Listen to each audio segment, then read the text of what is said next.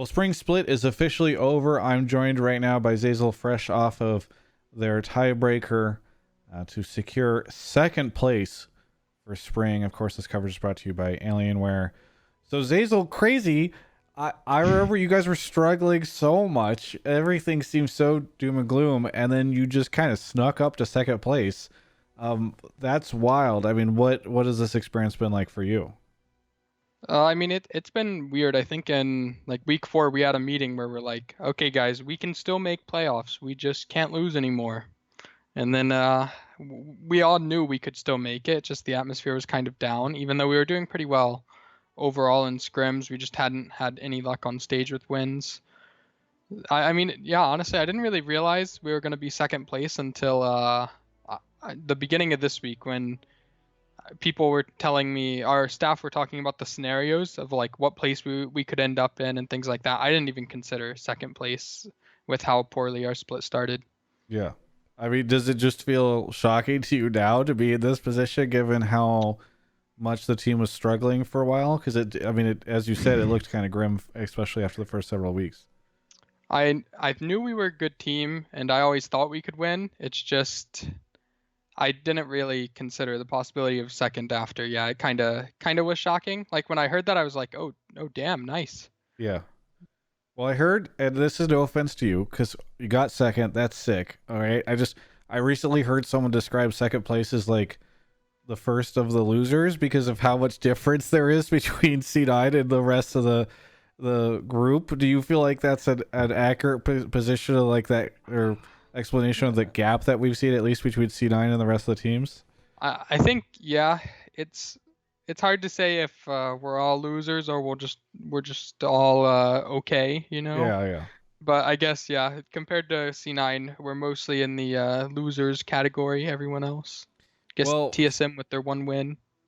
well, so yeah, that's what's kind of weird too. Is like it just it feels like everyone is so clumped up. I mean, I know they were calling it the soup and all that, but like the fact that there were so many teams that could make it into playoffs going into this weekend, and how close it is in all the standings, based off of just we had to go into all these tiebreakers. It's kind of an interesting set of circumstances.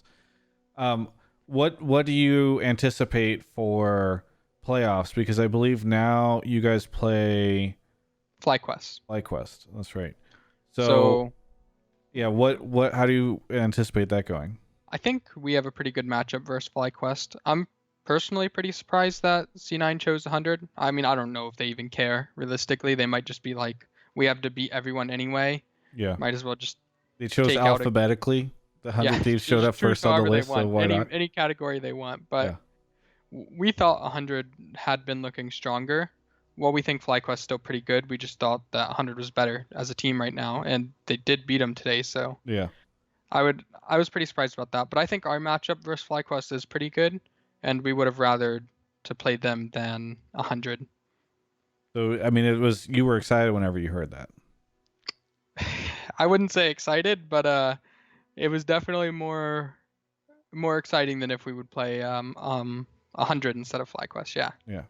Do you think that's just Cloud9 trying to give you guys the easiest route or the safest route for you so that they can get the Cloud9 EG grudge match in the finals? Yeah, I think Jack's mastermind this already, and he wanted the grudge match in the finals, so he's rigged it up for us. Yeah. I mean, without a giant arena, we have to do everything we can, right, to get people invested in the finals. What That's do you true. think the chances are that you guys end up in that grudge match at the end? I'd say it's pretty likely. I mean, with the bracket how it is, we'll end up playing Cloud9 once we beat our opponents and once they beat theirs, right? I If mean, I'm that not is how mistaken. But then brackets we'll work, drop yes. down to the losers bracket, and of course we'll beat whoever there. Hypothetically, if we lost, so even if we lose versus them once, we get a second round, which is Yeah. nice.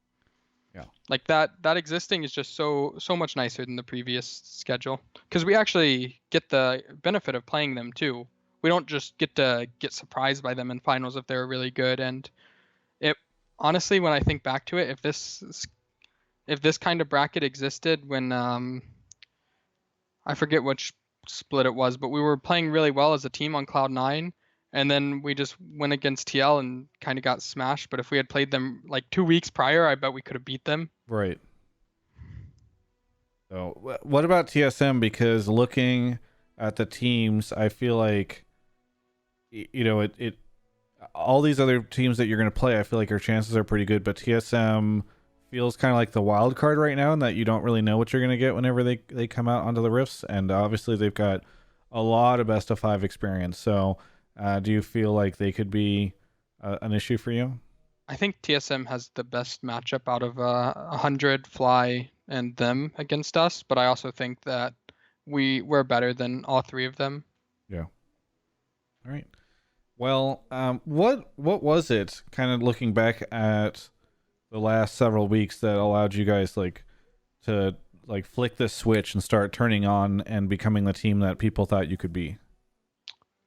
I think a big part of it was just getting adjusted to playing with each other and understanding our play styles as well as our champion pools.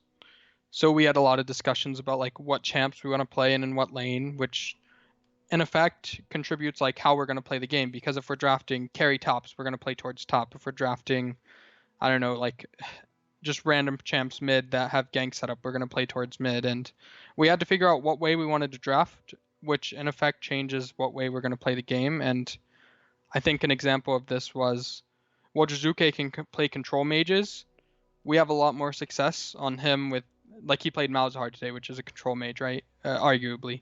Yeah. But we have a lot more success with him playing champions that can easily win lane 1v1 by outplaying the opponent, and then we can play off him a lot more early game. But right now, we're just pretty much adjusted to a playstyle where we know what we want to do. And I think previously we weren't really sure. We were still trying to figure that out because we had, how I see it is we have two really good carries. We have Bang and Jizuke. We also have Kumo, but I think being a rookie, he has pretty, honestly, top lane in NA is really hard right now. Like there's Huni's actually really good in lane, is my understanding. Some days really good, Licorice really good, Haunter, Broken Blade. There's just a lot of, even Solo's back doing well. There's just a lot of good top laners. I might have missed some, but Yeah. that's like a hard lane to play around, especially with a rookie. So we had to figure out like how do we want to play around that? Because maybe it is we need to help our rookie, or maybe it is we need to play around Bang because he's just gonna be such a big threat in the late game. And maybe we can play slow and around bot, or we can play around our aggressive mid laner and let him excel in the early game and get us leads for mid game. Yeah. So it sounds as though it was just a matter of figuring out what you guys want to do, and now it feels like you guys have a pretty good understanding of that. I think we have a pretty good identity right now. So it's pretty much just a lot clearer for us how we want to play the game, and I think it benefits everybody because the expectations on each player is now they can understand it really easily and what their role is within the game. Yeah. I remember, and you and I have talked about this every time when I've done the update, the Jizuke, like hold him back, give in place situation so he doesn't go crazy. Do you is that part of this at all? Is have you guys figured out how to temper him and just unleash him in the right moments? Honestly, he pretty much just does what he needs to do now. No one really needs to tell him anything. I think our coaches did a really good job of adjusting his risk evaluation, I guess how I would call it. There's Yeah. a lot less like of those insane plays, and there's a lot more reasonable ones where it's like, okay, that makes sense why he's doing this, and it has a good return or it has a great return or low return, low risk kind of thing. It's like no longer the low risk, insane, or high risk, low reward kind of plays, I guess. Right. I I feel as though over the split, I've seen pundits and the community and everybody flame almost every player on your team, other than maybe Bang. Bang, I think, avoided a decent amount of it. But you also were during certain weeks, people saying like, "Oh man, Zeyzal's just playing like shit" or whatever.